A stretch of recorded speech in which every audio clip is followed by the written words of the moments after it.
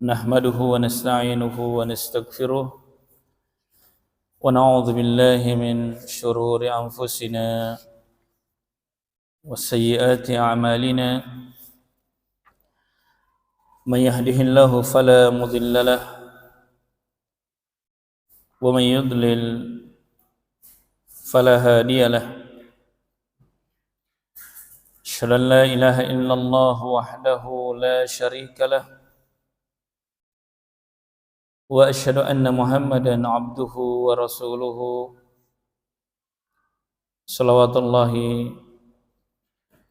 وسلامه عليه يا أيها الذين آمنوا اتقوا الله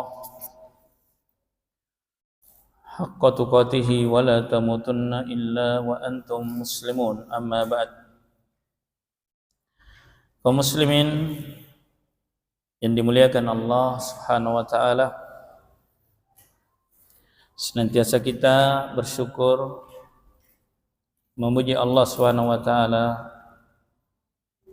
atas nikmat-nikmatnya, nikmat iman, nikmat Islam dan berbagai macam nikmat yang lainnya. Dan senantiasa kita ingatkan perkara ini setiap penceramah, selalu mengawali penyebutan nikmat agar diingat, agar selalu diingat, disebut. Karena penyebutan terhadap nikmat itu bagian dari kesyukuran terhadap nikmat. Sebagaimana firman Allah Subhanahu wa taala, "Fa amma bi ni'mati rabbika fahaddits." Maka adapun dengan nikmat Tuhanmu wahai Muhammad, maka ucapkan. At-tahadduts, diucapkan dengan lisan, itu bagian dari syukur terhadap nikmat. Sampai itu meyakininya bahwa seluruh nikmat datang dari Allah, mencintai sang pemberi nikmat, dan mentaatinya, menggunakan nikmat di jalan yang Allah cintai dan Allah ridhai, itu bagian dari rukun-rukun syukur. Nah, jika rukun-rukun syukur telah ditegakkan, kesyukuran telah diwujudkan, maka Allah pun berjanji, "Ma yaf'alullahu bi'adzabikum in syakartum wa amantum." Allah tidak akan menyiksa kalian. Allah tidak akan menimpakan kepada kalian bencana selama kalian beriman dan bersyukur kepada-Ku. Dahsyatnya kesyukurannya, menghalau bencana, menyingkirkan musibah, bahkan mengekalkan nikmat. Orang itu kalau di atas nikmat tidak ingin hilang nikmat itu darinya. Wih, saya punya, nggak mau hilang. Nah, rahasianya sederhana, syukuri nikmat itu. Ya kan, syukuri nikmat yang Allah berikan. Allah akan tambahkan. Ditambahkan bentuk menikmati nikmat itu. Karena ada orang dikasih nikmat tapi dia tidak bisa nikmati nikmat itu. Ya kan? Contoh dikasih nikmat istri yang cantik. Itu kan nikmat. Banyak orang tidak bisa menikmati istrinya yang cantik. Istrinya durhaka, istrinya tidak taat, istrinya macam-macam. Tidak bisa ditaat. Maka tidak semua orang yang mendapat nikmat, zahirnya nikmat, tapi dia bisa menikmati nikmat itu, mungkin kesyukurannya yang kurang. Maka jika seorang bersyukur atas nikmat, Allah akan berikan kemampuan untuk menikmati nikmat itu. Nah, dari segi kualitas maupun dari segi kuantitasnya. Barakallahu fikum jamaah sekalian, hormati dan saya muliakan. Dan ini fakta real ya. Seorang melihat itu secara umum. Bangsa Arab, Jazirah Arab sebelum Nabi diutus adalah kaum yang bisa dikatakan primitif. Suku-suku yang terpisah-pisah, pindah dari satu tempat ke tempat yang lainnya. Subhanallah, tidak direken oleh musuh. Tidak ada tanda-tanda kehidupan. Coba setelah Allah utus Nabi, turunkan Quran, warganya, masyarakatnya mempercayai utusan itu, beriman kepadanya, mengikuti ininya dengan sepenuh hati, kita saksikan hari ini. Dan terkadang seorang itu bekerja hari ini tidak harus langsung kelihatan hasil kerjanya. Nabi tidak melihat hasil kerjanya. Nabi tidak lihat kita masuk Islam, kan? Nabi tidak saksikan, ya kan, Jazirah Arab misalnya sekarang, bagaimana pembangunannya, bagaimana kemegahannya, bagaimana rezeki dilimpahkan, bahkan ditumpahkan di tempat itu. Subhanallah, tidak disaksikan oleh para sahabat. Tapi menjadi pelajaran bagi orang-orang yang datang setelahnya. Lihat, bagi orang-orang yang menyambut siluan Rasul, Allah pasti memuliakan mereka di dunia dan pasti dimuliakan di akhirat. Kaum muslimin yang dimuliakan oleh Allah SWT, dan nikmat yang paling agung untuk kita syukuri adalah nikmat Islam yang kita wujudkan dalam bentuk mempelajarinya. Mempelajari nikmat Islam, mengkajinya, mendalaminya, semakin mengokohkan dalam jiwa, mengamalkan dalam kehidupan sehari-hari, menebarkan dan mendakwakannya kepada kaum muslimin, terus diajarkan dari generasi ke generasi. Jangan diputus.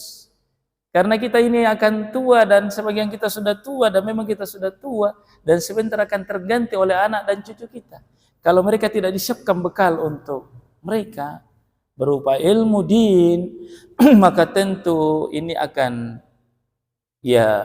menjadi satu masalah tersendiri untuk anak keturunan kita, generasi-generasi kita. Interaksi mereka sekarang berbeda dengan interaksi kita waktu kecil. Kita di kampung, kita bersama dengan tante, om, sepupu satu kali, semuanya muslim.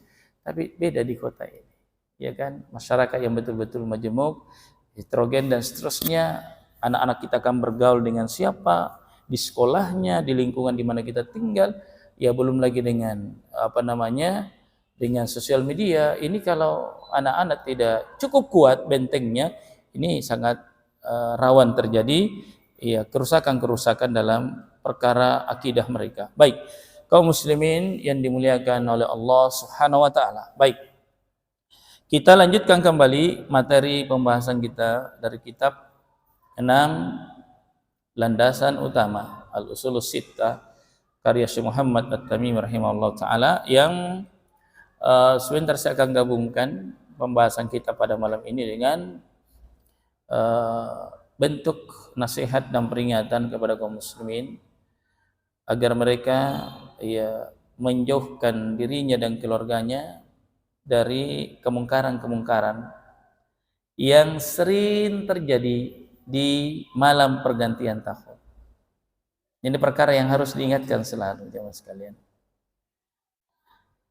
Kemungkaran itu dua bentuknya. Ada kemungkaran yang dilakukan secara individu, orang per orang, dan cenderung orang melakukannya secara rahasia, tidak ingin dilihat orang. Ya, dosa seperti ini itu hanya mengancam pelakunya, tidak yang lainnya, ya kan? Yang kedua, dosa yang dilakukan secara masif, terbuka, terang-terangan. Tidak ada lagi rasa malu untuk melakukannya, padahal dosa ini. Bahkan ada orang yang melakukan dosa disertai dengan perasaan bangga dengan dosa dilakukan.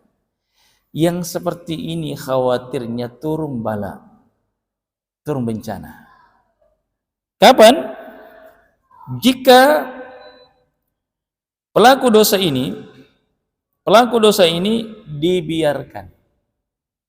Maksudnya dibiarkan, tidak ada bentuk pengingkaran.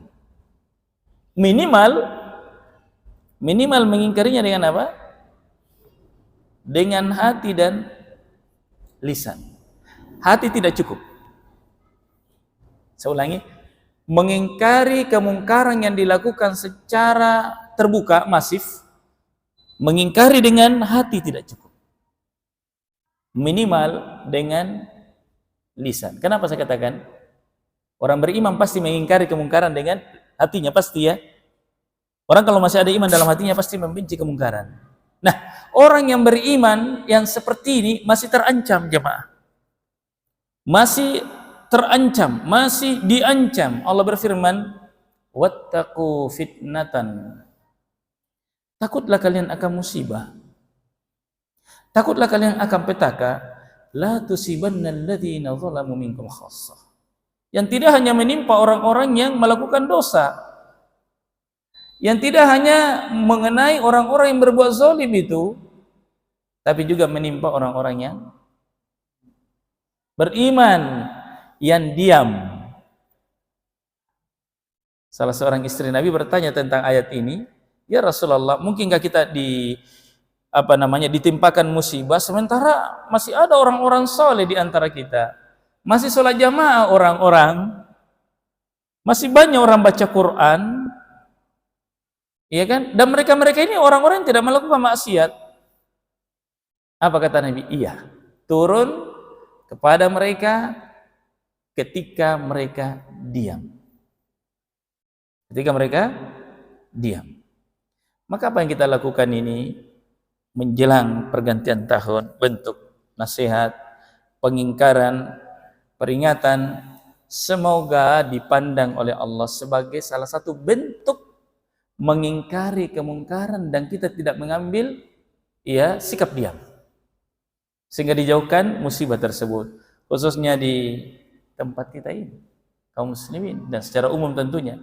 Nah, karena orang beriman dan orang kafir itu jamaah diibaratkan oleh Nabi seperti orang yang berada di atas perahu.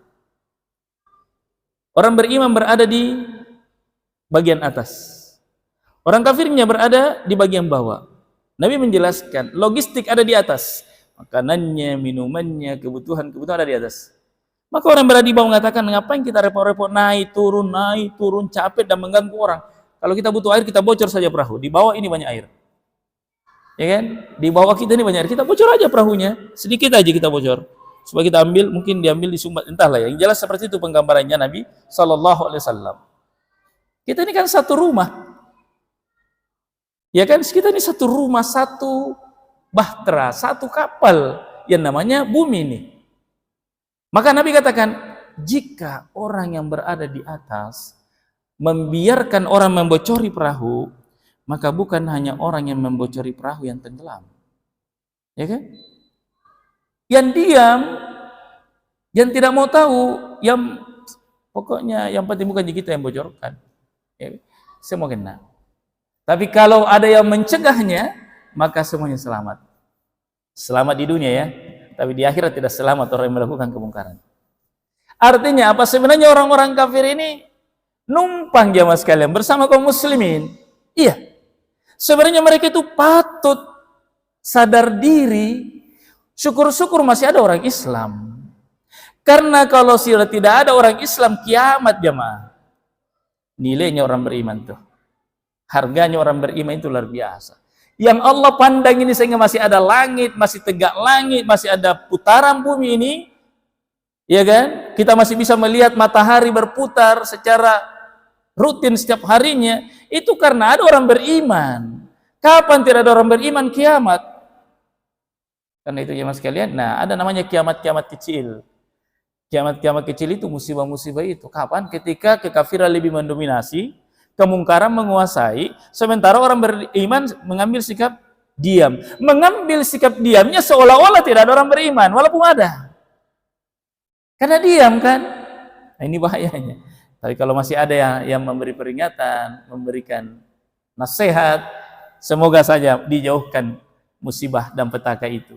Semoga disebutkan dalam Al-Quran kisah-kisah para nabi dan rasul sebelum diturunkan bala, Allah perintahkan kepada para nabi dan orang beriman menyingkir dari tempat itu. Kalau Nabi Nuh disuruh naik perahu yang sudah dibuat di atas bukit atau bahkan di atas gunung yang tinggi.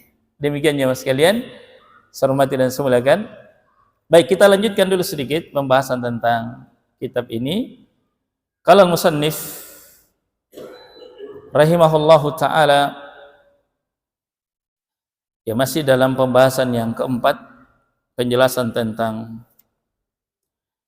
ilmu dan ulama, ya kan, serta penjelasan tentang fikih dan fuqaha, serta pembahasan tentang wabayanu man tasyabbaha bihim wa laysa minhum.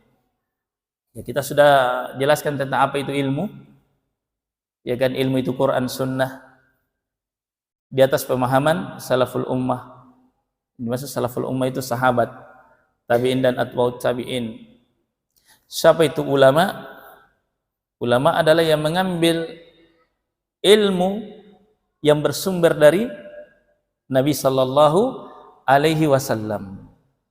Dia betul-betul memahami Quran dan sunnah sebagaimana apa adanya. Maksudnya apa adanya? Sebagaimana yang dipahami oleh para sahabat radhiyallahu anhum ajmain. Nah, itulah ulama.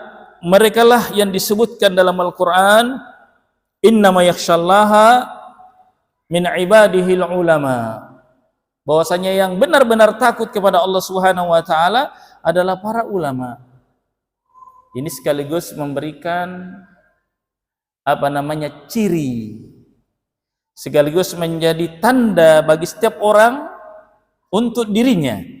Apakah dia termasuk orang yang sudah punya ilmu atau tidak? Apa itu? Adanya rasa takut. Adanya rasa takut dalam hati. Ini ada perintah. Ada rasa takut jika tidak ditunaikan. Ini waktu sholat ini, jangan saya tunda deh. Ya kan? Sehebat apapun ini urusan, sebesar apapun ini hasilnya, untungnya ini azam berkumandang ini. Antara ditanda tangan dulu atau pergi dulu. Kalau ku tanda tangan nih, bongkar-bongkar semua dulu lembar-lembar, kayaknya nih mas buka ini. Sebentar dulu. Dia pergi sholat dulu. Itu tanda bahwa orang ini punya rasa takut kepada Allah. Nah, ini rasa takut kepada Allah. Ada takut jika perintah itu tidak ditunaikan. Atau setidaknya kurang kadarnya, kurang nilainya. Dia tidak ingin nilainya kurang. Kenapa jemaah sekalian? Karena orang beriman itu sudah paham. Sebanyak apapun dunia ini, itu sedikit. Kenapa sedikit? Sedikit yang dimakan, sedikit yang dipakai, ya kan? Dan tidak dibawa mati, kan? Yang banyak itu yang dibawa mati jemaah sekalian. Yang pasti-pasti itu adalah amal soleh, kan? Karena itu jemaah, sekali sujud, jika Allah menerima satu kali sujud itu lebih baik daripada dunia dan isinya. Kenapa? Karena sekali sujud yang diterima ini akan menjadi sebab kita selamat dunia akhirat. Kan begitu. Ada enggak jaminan kita kaya raya selamat? Enggak ada. Yang ada jaminan itu kalau beriman dan beramal soleh. Sehingga orang beriman itu tidak akan menyia-nyiakan peluang amal itu ketika datang waktunya. Demikian pula orang yang takut kepada Allah ketika dia berhadapan dengan maksiat, kecenderungan untuk melakukannya besar, peluangnya ada, penghalang-halangnya tidak ada.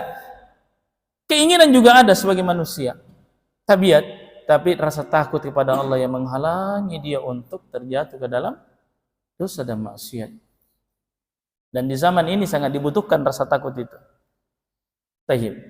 Dibutuhkan rasa takut kepada Allah Subhanahu wa taala, sehingga rasa takut itu ketika mendominasi pada diri seorang itu akan mengalahkan keinginannya yang jelek. Keinginannya yang jelek. Seperti dikisahkan dalam sebuah riwayat, ini diceritakan oleh Nabi sallallahu alaihi wasallam, kisah di zaman Bani Israel. Dan dia bercerita dalam doanya, ya Allah, saya punya sepupu satu kali. Saya mencintainya. Saya mencintainya, tapi dia menolak cintaku. Kira-kira seperti itu. Suatu hari dia butuh dana, dia butuh uang. Dia butuh pinjaman, saya meminjamkan. Dengan syarat, pinjamannya bersyarat. Apa itu? Dia harus menyerahkan dirinya untukku. Dia harus menyerahkan dirinya, bukan untuk dinikahi. Itu melakukan dosa besar, zina. Lalu kemudian dia bercerita, dia lanjutkan cerita dalam doanya. Saya pun, lutut saya sudah bertemu dengan lututnya. Apa itu kalau sudah begini keadaan? Tiba-tiba dia mengatakan, ittaqillah, takutlah kamu kepada Allah. Tidak halal engkau memecahkan cincin tanpa hak. Tanpa hak yang dimaksud sini, nikah. Manusia dia punya tabiat, dia punya keinginan. Tapi coba lihat rasa takut menghalanginya. Lalu kemudian dia mengatakan, ya Allah, saya tinggalkan wanita dan uang ini karenamu ya Allah, karena takut kepadamu. Ini ceritanya mereka terperangkap dalam gua ini. Dia bertawassul dengan ibadahnya ini. Ibadah meninggalkan sesuatu karena Allah. Maka jika ini termasuk amal saleh, ya Allah, keluarkan kami dari mulut gua ini. Tidak bisa selamatkan kami kecuali Engkau ya Rabb. Maka Nabi menyebutkan dalam hadisnya, batu besar yang menutupi mulut gua itu, ya mungkin kalau sekarang ini alat berat apapun tidak bisa mungkin menyingkirkan mungkin ya, memindahkannya ini, karena betul-betul rapat itu. Bayangin kalau menggelinding dari atas dan pas sebesar mulut gua, gimana bisa dendorong itu? Tapi coba lihat kekuasaan Allah SWT, kekuatan doa dan keikhlasan menggeser batu tersebut, dan dari masing-masing dari 3 orang ini menyebutkan masing-masing amalan, dan mereka pun selamat dari kegentingan itu. Betapa agungnya keikhlasan dan betapa besarnya nilai rasa takut kepada Allah Subhanahu wa taala. Maka orang yang takut seperti itu. Dan seorang tidak mungkin juga bisa takut kalau dia tidak punya ilmu. Ilmu inilah yang mengantar takut. Ya, ilmu inilah yang akan mengantar seseorang takut kepada Allah Subhanahu wa taala. Ilmu yang mana? Ilmu tentang Al-Qur'an Sunnah.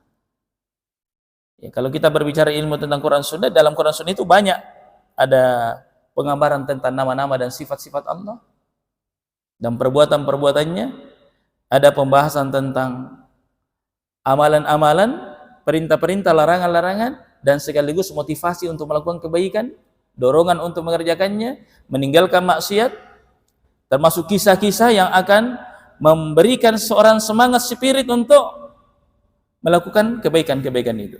Kaum muslimin muslimah yang dimuliakan oleh Allah Subhanahu wa taala, tentang ganjaran-ganjaran yang akan didapatkan. Ini semua jika kokoh di dalam jiwa, memberikan semangat seorang untuk meninggalkan sesuatu karena Allah, atau dia melakukan sesuatu dengan satu balasan dari Allah yang akan dia jumpai, yang akan dia raih jika dia melakukan kebaikan itu, maka akan mampu ditinggalkan. Karena jiwa itu cenderung tidak mau meninggalkan sesuatu kalau tidak ada gantinya yang lebih baik. Kan gitu ya? Cenderung seorang itu tidak mau meninggalkan sesuatu kalau dia tidak mendapatkan gantinya yang lebih baik. Dan Nabi sudah sebutkan, barang siapa meninggalkan sesuatu karena Allah, Allah akan gantikan dia yang lebih baik dari itu. Ini peluang riba ada, besar sekali. Tapi dia tinggalkan karena Allah. Subhanallah, alhamdulillah banyak dari teman-teman kita, dari orang-orang yang punya, bahkan sudah jadi kepala-kepala cabang, dia bisa meninggalkan dan sekarang jadi penjual nasi kuning. Maka ada udah sampai hari ini pindah dari satu rumah ke rumah yang lainnya sekedar untuk uang kontrakan kadang tidak cukup. Ada. Padahal dulu masya Allah punya mobil, punya rumah, ada. Bahkan ada yang sampai terakhir teman saya sudah meninggal, alhamdulillah meninggal dalam keadaan baik-baik saja. Ya, pas masuk Isya dia rasa sakit perut. Lalu dia minta kepada istrinya, tolong antar saya ke rumah sakit. Tapi sebelumnya dia bilang, saya sholat dulu. Saya khawatir tidak sampai ini. Di tengah jalan saya cerita sama istri saya meninggal. Dia terus membaca la ilaha illa anta subhanaka inni kuntu minadz dzalimin sampai rumah sakit dan meninggal. Itu eksban itu, kepala cabang. Yang sekedar pergi untuk ke Kolaka, dia harus naik mobil tronton, tidak ada uangnya sama sekali untuk ke sana. Tapi dia bahagia, saya lihat. Orang ini walau tak ada uang, rumah habis, kendaraan habis, kena tipu, Allah membersihkan memang, tapi saya lihat dia selalu tersenyum, dia selalu berbagi, dan motornya sampai sekarang ada sama saya, motor putih itu. Saya selalu jaga itu motor itu. Ini contoh-contoh orang yang sudah dimasukkan dalam jiwanya rasa takut kepada Allah, dan Allah gantikan bentuk kecintaan, keindahan, kenyamanan, kemanisan iman dalam jiwanya, yang mungkin orang tidak lihat itu. Mungkin dia sulit secara finansial, tapi batinnya merdeka dan bahagia. Banyak orang yang heboh, banyak, tapi jiwanya mungkin meradan dan terpenjara. Nasallallahu salam wal afiyah. Kaum muslimin yang dimuliakan oleh Allah Subhanahu wa taala, itu yang diinginkan di sini. Ilmu yang mengantar kepada rasa takut kepada Allah Subhanahu wa taala. Barakallahu fiikum. Kemudian kata beliau, serta penjelasan tentang orang-orang yang menyerupai mereka, memirip-miripi para ulama. Dia memirip-miripkan dirinya dengan orang yang berilmu, padahal walaysa minhum, mereka bukan dari ahli ilmu. Tampilannya saja seperti ulama, seperti orang yang berilmu, ya kan? Sorbannya juga iya, jubahnya juga panjang, jenggotnya juga iya, tapi justru muncul darinya perkara-perkara baru yang tidak pernah diajarkan oleh Nabi Sallallahu Alaihi Wasallam. Dan sepertinya ada di zaman Nabi. Jamaah sekalian, Nabi pernah berbisik kepada Ali bin Abu Thalib. wahai Ali, engkau akan dibunuh oleh seburuk-buruk manusia. Coba lihat. Jadi Ali bin Abi Thalib itu, sahabat-sahabat itu banyak yang sudah dibisikkan sama Nabi, kau akan mati begini, kau akan mati begini. Termasuk Ali bin Abi Thalib, engkau akan dibunuh oleh seburuk-buruk manusia, dan engkau tidak akan mati sebelum jenggotmu ini basah oleh darah yang mengucur dari kepalamu.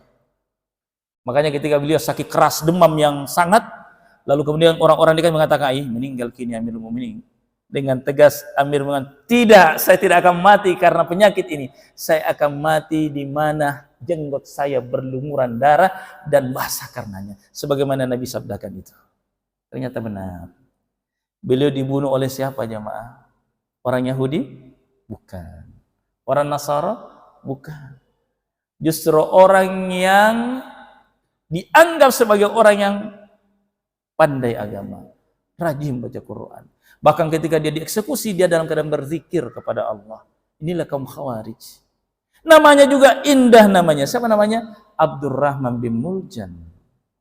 Kenapa sampai Ali bin Abi Thalib dibunuh oleh dia, oleh kelompok ini?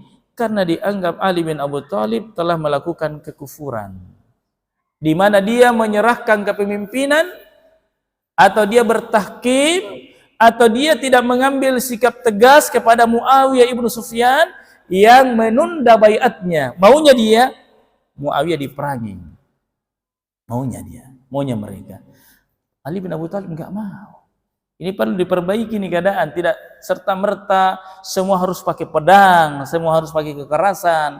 Ada namanya musyawarah, ada namanya kata mufakat dan seterusnya. Jangan. Tapi dia paksa Amirul Mukminin, tidak mau Amirul Mukminin, akhirnya justru pimpinannya sendiri mereka bunuh. Abdurrahman bin Muljan ini berangkat dari kesalahpahaman tentang dalil. Bayangkan, sekali lagi mereka datang dengan dalil tapi tidak sebagaimana yang dipahami oleh para sahabat radhiyallahu anhum ajma'in. Ini muncul jemaah sekalian. Macam-macam. Belakang hari kita ini muncul dai-dai yang mengajarkan ajaran-ajaran yang tidak pernah diajarkan oleh Nabi sallallahu alaihi wasallam. Siapa yang berpendapat bahwa jilbab tidak wajib? Jemaah. Apakah orang yang tidak pernah belajar agama? Apakah orang yang tidak tamat SD? Ya. Profesor, doktor. Bahkan cuma 2 di Indonesia penulis tafsir Quran. Pertama, Buya Hamka rahimahullah. Yang kedua orang itu. Buya Hamka dengan tafsirnya Al-Azhar, yang satunya dengan tafsirnya Al-Misbah. Penulis tafsir, siapa kita ini? Apa kita tulis? Ya, apa hasil tulisan? Enggak ada. Dia penulis apa? Tafsir jamaah. Tapi justru dia yang berpendapat jilbab tidak wajib. Gimana ini? Menurut dia batas jilbab perempuan itu dari leher ke bawah lutut. Ini sudah dianggap jilbab. Jadi kalau sudah dianggap sopan itu sudah jilbab namanya. Kalau begitu tidak usah pakai kerudung kalau sholat. Ya, itu enggak? Kan kalau orang sholat disuruh tutup aurat, iya, betul kan? Salah satu syarat sholat tutup aurat. Sekarang belum berpendapat seorang itu sudah dianggap menutup aurat kalau dia tertutup dari batas leher sampai lutut. Kalau begitu suruh istrinya, anaknya sholat nggak pakai tutup kerudung kalau dianggap tidak atau bukan aurat. Kenapa masih pakai kerudung? Mereka mengatakan bahwa kerudung ini bukan dari syariat Islam. Ini tradisi Arab. Coba, betulkah seperti itu? Benarkah jilbab ini tradisi Arab? Tidak benar. Yang benar adalah kalau kita lihat sejarah jilbab itu, kisah asbabun nuzulnya turun ayat tentang jilbab. Umar bin Khattab mendatangi Nabi sallallahu alaihi wasallam, "Ya Rasulullah, alangkah bagusnya istri-istrimu itu menutup kepala mereka untuk membedakan dengan perempuan-perempuan lain." Itu banyak loh ayat turun sebelumnya diawali dengan usulan Umar dan sesuai dengan ayat yang turun. Subhanallah ya, ini Umar bin Khattab salah satu kelebihannya itu. Dia mendapatkan ilham dari Allah Subhanahu wa taala. Itu asalnya. Artinya apa? Jilbab tidak dikenal oleh bangsa Arab. Jilbab tidak dikenal oleh bangsa Arab. Masyarakat jahiliyah tidak mengenal apa itu jilbab. Bahkan istri-istri Nabi tidak pakai jilbab dulu. Wanita-wanita beriman tidak pakai jilbab dulu. Lalu turunlah ayat, ya ayuhan nabi, wahai nabi, qul li azwajik, katakan kepada istri-istri kamu, wa banatik, anak-anak perempuan kamu, wa nisa'il mu'minin, dan kepada wanita-wanita yang beriman, yudnina 'alaihinna min jalabibihinna, hendaklah mereka menjulurkan jilbabnya ke seluruh tubuhnya. Coba lihat di sini, dai-dai, ustadz-ustadz, kiai malah. Kiai haji, profesor, doktor, lengkap sudah anunya, gelarnya. Ya kan? Kiai haji, profesor, doktor di bidang Quran. Penulis tafsir, tidak sembarang bisa nulis tafsir jemaah. Saya katakan tadi cuma dua di Indonesia yang penulis tafsir.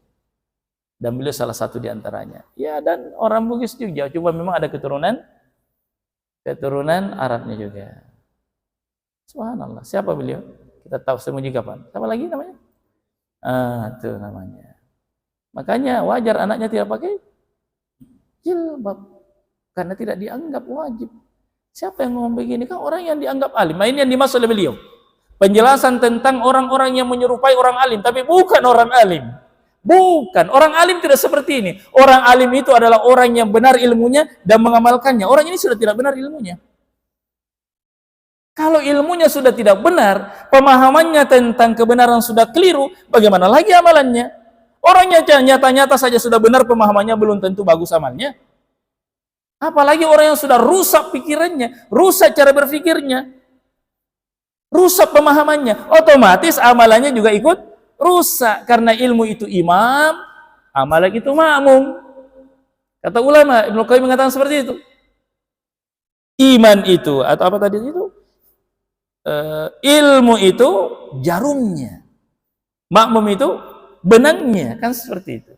Jadi kalau sudah jarumnya sudah bengkok, patah, imamnya sendiri sudah lupa-lupa, misalnya lupa-lupa maksudnya tidak layak sudah, gimana caranya makmumnya bisa benar? Maka demikian jemaah sekalian, orang ilmunya kulasa ini yang dimaksud syubhat ini, ya kan, kebatilan tapi dikemas seolah-olah benar. Sering kita sampaikan di sini, orang-orang model begini banyak. Kalaupun banyak ada sampai hari ini. Dan bukan baru hari ini ada, dari dulu memang sudah ada. Di zaman Nabi bibit-bibitnya sudah ada. Di zaman para sahabat kader-kadernya sudah mulai bermunculan. Sampai hari ini tentu lebih banyak lagi. Maka di sini pentingnya kita mengenali mereka. Bahkan digelari oleh Nabi Shallallahu Alaihi Wasallam dalam hadis riwayat Muslim, ketika Hudzaifah ibnul Yaman bertanya kepada beliau, sifatkan kepada kami ya Rasulullah mereka. Apa kata Nabi? Hum min jildatina wa yatakallamuna bi alsinatina. Ya kan? Mereka dari kulit-kulit kita, maksudnya dari kaum muslimin, berbicara dengan lisan-lisan kita. Tapi apa kata Nabi? Du'atun ila abwabi jahannam. Mereka adalah du'at, para penyeru, para dai-dai ke mana? Ke pintu-pintu neraka jahannam. Hey. Siapa yang mengatakan boleh mengatakan selamat Natal dan Tahun Baru? Termasuk beliau. Tidak apa-apa kita mengatakan selamat Natal dan Tahun Baru. Kan mereka juga ucapkan ke kita selamat Idul Fitri, selamat menunaikan ibadah puasa. Iya, hampir saya bilang ibadah haji dan umrah. Ya, bisa juga. Iya, selamat ya menunaikan ibadah puasa. Maka kita balas. Bukankah dalam Islam kita diperintah membalas kebaikan dengan kebaikan? Kita katakan benar. Tapi hendaknya kita mengucapkan kata selamat kepada apa? Kepada sesuatu yang layak untuk menerima ucapan selamat itu. Anda layak kaum muslimin. Kaum muslim layak mendapatkan ucapan selamat. Apa tadi? Selamat Idul Fitri. Ya, selalu kayak mau kepleset selamat umroh dan seterusnya. Aduh, ini kan mungkin Ustaz Abdullah baru-baru pulang umroh. Barakallahu fiik. Kaum muslimin, muslimah yang dimuliakan oleh Allah Subhanahu wa taala. Iya. Wajar memang. Selamat Ustaz Abdullah pulang dari umroh. Pas, alhamdulillah. Selamat Idul Fitri, selamat Hari Raya. Benar. Tapi jamaah, kalau ada orang yang baru pulang, ya, napuk puluh anunya orang, apa namanya? Ayamnya curi, kasih masuk di karung. Kita lihat. Selamat kau mencuri. Nah, cocok tidak itu ucapan itu? Kan tidak pas. Bukan tidak connect itu. Kalau nak dengar pemiliknya ayam kurang ajar ini, berarti ini berteman ini. Ya kan? Pas, kira-kira tidak begitu kah? Pasti pemilik ayam mengatakan, kamu berteman, temanmu memang itu. Allah sebagai pemilik agama menjelaskan tentang perkara ini. Cirinya orang beriman, iya kan? Cirinya orang beriman seperti disebutkan dalam surah Al-Furqan, walladzina la yashhaduna az-zur. Itu dia. Walladzina, dan orang-orang yang la yashhaduna, mereka tidak menyaksikan. Apa yang mereka tidak saksikan? Az-zur.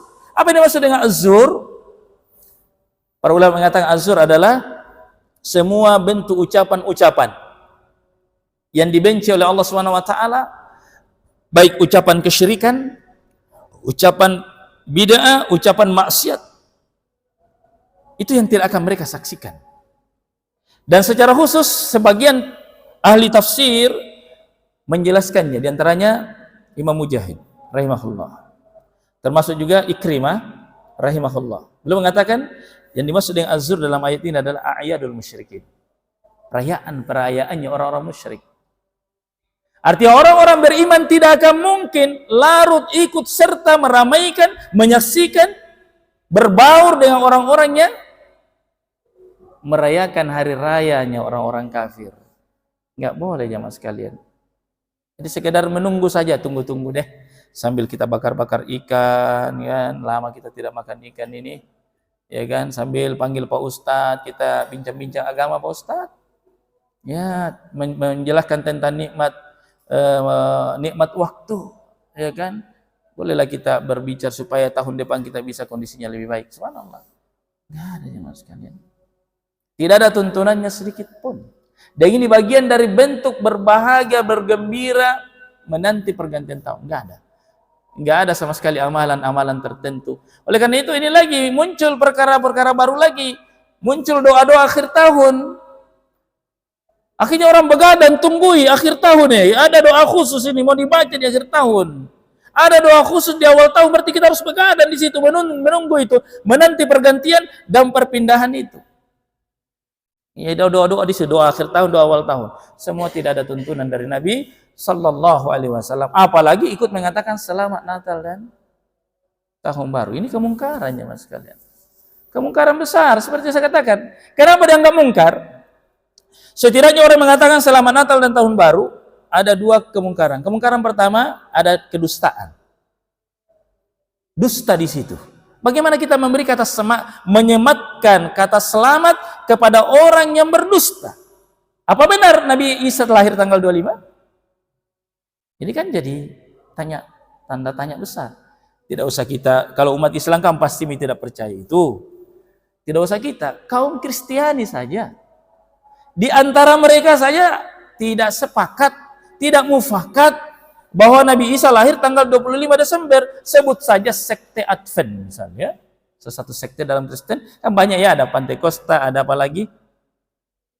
Ada Protestan, ada Katolik, ada lagi yang lain. Ada Advent, ini salah satunya. Kristen Advent. Kristen Advent, sekte ini tidak percaya bahwa Nabi Isa lahir tanggal 25 Desember. Enggak percaya. Lalu kita mengatakan selama, berarti kita ikut lata mengucapkan ucapan dusta. Tidak benar itu. Satu. Kemungkarannya lainnya, dan ini lebih parah lagi. Saat kita mengatakan selamat Natal, sebenarnya apa yang diinginkan oleh ucapan ini? Yang diinginkan dari ucapan ini adalah apa yang mereka inginkan, apa yang mereka maksudkan di situ, bahwa inilah sudah Tuhan, sudah anak Tuhan, sudah selamat atas kelahiran anak Tuhan. Lalu kita mengatakan iya benar, selamat. La ilaha illallah. Ucapan yang diterangkan dalam Al-Quran, ya, dijelaskan dalam Quran tentang mungkarnya ucapan ini, sampai-sampai Allah menjelaskan langit Langit hampir saja runtuh karena ucapan mereka. Gunung-gunung hampir saja meletus karena ucapan mereka. Bumi yang kita tempati ini hampir saja retak pecah karena ucapan mereka. Apa ucapan mereka? Allah punya anak. Coba. Ini ucapan Allah punya anak. Jamaah sekalian, keyakinan mereka bahwa Allah punya anak itu murka langit, jamaah. Murka gunung, murka bumi. Karena itu kalau tidak banyak terjadi musibah di akhir Desember. Mudah-mudahan tidak ya. Dan tidak sekarang ini. Semoga kita dijaga. Yang jelas ini bumi saja murka. Kalau bumi saja murka, langit saja marah, gunung-gunung saya tidak senang, tidak tenang dengan ucapan mereka. Kok tiba-tiba ada orang mengaku muslim merasa senang? Gimana itu? Alam ini Pak kan alamiah ya. Belum ada yang mempengaruhi apa-apa sehingga mereka normal. Mereka itu murni dikendalikan oleh pemiliknya, Allah Subhanahu wa taala. Itu istilah alami kan? Alami. Mereka murni dikendalikan oleh pemiliknya, Allah Subhanahu wa taala. Nah, mereka ini langit dan bumi yang murni dikendalikan oleh pemiliknya marah dengan ucapan itu. Maka orang beriman yang juga mengikuti kehendak Tuhannya, syariat Allah, hendaknya juga ikut marah bersama marahnya mereka. Bukan justru senang dan ikut meramaikannya. Kaum muslimin yang dimuliakan oleh Allah Subhanahu wa taala. Ini contoh sederhana saja. Oleh karena itu, di dalam syariat agama kita itu sebenarnya tidak disukai itu banyak begadang kecuali ada artinya. Ini bukan karena kenapa ketawa. Setelah ini bukan lagu Roma ya saya. Kenapa sampai ketawa ya? Subhanallah ya. Artinya ada artinya kalau ada hal yang penting darurat kah, istri mau melahirkan terpaksa begadang, ya kan? Atau apalah dengan lainnya, dokter sementara mengoperasi, ya kan, harus diselesaikan, itu boleh, darurat. Tapi kalau tidak darurat, tindro. Nabi SAW benci tidur di waktu maghrib, setelah maghrib, dan berbincang-bincang setelah isya, kecuali darurat. Oleh karena itu, jemaah sekalian saya hormati dan saya muliakan, saya sering sampaikan ini. Sekarang saya tanya jemaah, kalau kita sholat malam, misalnya ada orang mampu sholat malam dari jam 10 start, ya, sampai jam 4. Kemudian dia istirahat, tertidur, jam 6 baru bangun. Sholat subuhnya jam 6 lewat di rumahnya. Ayo. Ada orang yang cepat tidur, bangun azan, ke masjid, dia dapat sholat berjamaah. Kira-kira mana yang lebih besar pahalanya? Ya? Kenapa bisa? Nah 2 rakaat, paling juga 10 menit. Lebih dari itu marah-marah makmum. Ya kan? Tuh, barakallahu fiik. Antum semua benar. Jazakumullah khairan. Karena wajib sholat jamaah subuh. Wajib sholat jamaah subuh jamaah sekalian. Orang buta datang bertanya, ya Rasul, sengaja mendatangi Nabi SAW, bertanya tentang satu masalah. Masalahnya dia, ya Rasul, saya orang buta, saya nggak ada penuntun, untuk jalan ke sini saya harus melewati kebun-kebun korma, bolehkah saya sholat di rumah? Tuh, tanyaannya. Apa kata Nabi? Hal tasma'un nida? Apa kamu mendengar atas ma'un nida? Kamu dengar azan tidak? Kamu dengar azan? Qal na'am. Iya, saya dengar. Fal wajib, kamu wajib. Coba. Wajib, orang buta. Berarti hukumnya wajib, benar. Allah Subhanahu wa taala berfirman, warka'u ma'ar raki'in. Rukulah kalian bersama dengan orang-orang yang ruku. Enggak ada itu perintah ruku sendiri. Apa artinya itu? Ruku bersama orang ruku. Artinya jangan ruku sendirian. Barakallahu fikum. Salat malam betul kebaikan. Bahkan Nabi SAW menjelaskan bahwa salat yang paling afdal setelah salat 5 waktu adalah salatul lail. Tapi kalau gara-gara salatul lail yang berjam-jam itu, lalu kemudian membuat kamu luput dari salat jamaah subuh, itu keliru. Itu salah itu. Walaupun lebih lama berdirinya, ya kan? Karena secara bacanya lebih panjang, lebih lama, mestinya lebih panjang, enggak. Karena yang salat subuh wajib ini sunnah. Ya sekalian, saya hormati dan saya muliakan. Apa tadi gara-gara tunggu pergantian tahun. Begadang, bukan juga sholat. Kemudian tidak datang sholat berjamaah sambil main domino, ya merokok, ada lagi apa dimakan situ. Tunggu pergantian tahun. Subhanallah. Tidak ada manfaatnya. Ya sekalian, saya hormati dan saya muliakan. Sekiranya begadang-begadang itu, jamaah sekalian, sekarang saya tanya. Sekarang saya tanya lagi. Ada orang, Pak, ini misalnya sebentar malam pergantian tahun ya. Nah, memang Qur'annya. Pokoknya malam ini saya mau khatamkan ini 30 juz ini. Ya kan? Ya maksudnya sudah ada 25, tinggal 5 juz lagi. Ya kan? Tapi nak tunggu-tunggui pergantian. Pokoknya saya mau tutup akhir tahun dengan khatam Quran. Karena Nabi mengatakan innamal a'malu bil khawatim. Ya kan? Sesungguhnya amalan tergantung penutupnya. Saya ini sebenarnya sudah kalau mau dia tamatkan lama nih, tapi dia bilang tidak, aku tunggu dulu akhir tahun, saya mau tamatkan dan saya akan begadang sampai 0000 ting satu. Nah, pas saya khatam di situ. Manakah yang lebih tepat? Enggak. Ya, bukan lebih tepat ya. Nah, itu satu. Kemudian orang yang kedua sudah Isa bakar-bakar ikan. Bakar ikan. Sampai masuk pergantian tahun. Mana yang lebih apa saya mau bilang di? Mana yang lebih keliru dari dua ini? Ayo. Mana yang lebih keliru? Dua-duanya keliru. Bukan keliru baca Qur'annya, enggak. Bukan bakar-bakar ikannya yang keliru, tapi seolah-olah dia agungkan ini hari ini. Kayak ada di hatinya kekhususan rohani ini pergantian tahun sehingga perlu dikhususkan waktu untuk khatam Quran. Ini masalahnya, bukan baca Qur'annya. Bukan baca Qur'annya. Karena itu jemaah sekalian saya muliakan, sama sekali tidak boleh ada bentuk pengagungan, penantian, apalah namanya terhadap pergantian tahun. Enggak boleh sama sekali. Tidak ada. Sama dengan hari-hari yang lain.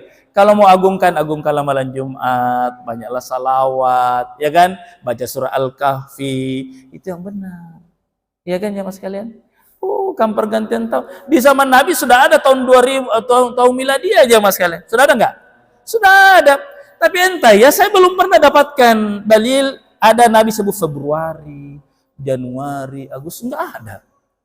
Kenapa? Tidak ada hubungannya dengan agama, ibadah sedikit pun. Tapi Nabi pasti sebut Muharram, Nabi pasti sebut Rajab, Nabi sebut Sya'ban, Nabi sebut Syawal, Nabi sebut bulan-bulan itu. Kenapa? Karena terkait dengan ibadah. Ya kan? Terkait dengan bulan-bulan haji, terkait dengan bulan-bulan haram, terkait dengan satu Syawal, terkait dengan ibadah. Sehingga itulah yang mereka akrab, sayang, seribu sayang. Banyak orang Islam justru tidak ada di rumahnya dan tidak paham sekarang bulan berapa. Kadang kita tidak mengerti. Kaum muslimin muslimah yang dimuliakan oleh Allah Subhanahu wa taala, saya kira ini sedikit bentuk pengingkaran terhadap keburukan dan kebiasaan ini, dan kami ya ingatkan diri kami dan kaum muslimin, para kakek, para nenek, ya kan biasanya kakek kan lebih sayang sama cucu daripada ini anaknya sendiri. Jangan kasih uang untuk dipakai beli petasan jangan. Karena itu mengganggu tetangga kan? Mengganggu tetangga itu petasannya mas sekalian. Mengganggu tetangga itu bukan cirinya orang beriman. Orang sudah mau tidur.